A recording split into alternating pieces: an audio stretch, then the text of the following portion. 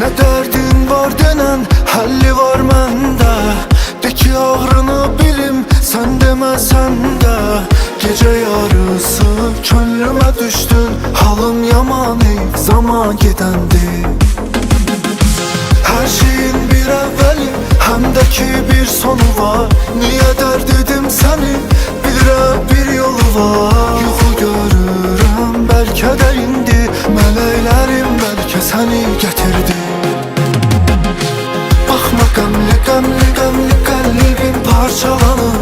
Sən elə baxanda sanki ruh halım tapdalanır. Bil ki dərdli dərdli dərdli gəzirəm bu dünyanı.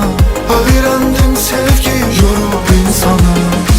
Baxma qəmli qəmli qəmli qəlbim parçalanır. Sən elə baxanda sanki ruh halım tapdalanır. Bil ki dərdli dərdli dərdli gəzirəm bu dünyanı. Öyrəndim sevgi yorub insanı.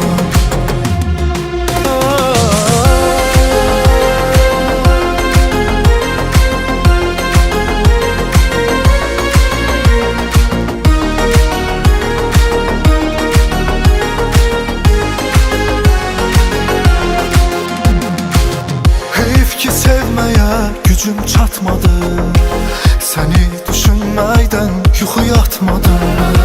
Gel gedək bu yerdən baş başa qala. Yeter ki dünyadan uzaq ola. Sənin əsrətinə vurulmuşam mən. Arxanca gəlməkdən yorulmuşam mən. Ruhum sevgidən cavan qalsa da, amma qəlbən çox qocalmışam mən. Baxma qəmli qəmli qəmli qəlbim parçalanır.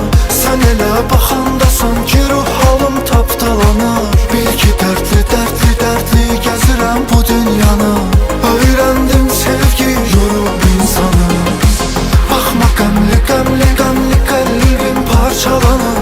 Sən elə baxanda sanki ruh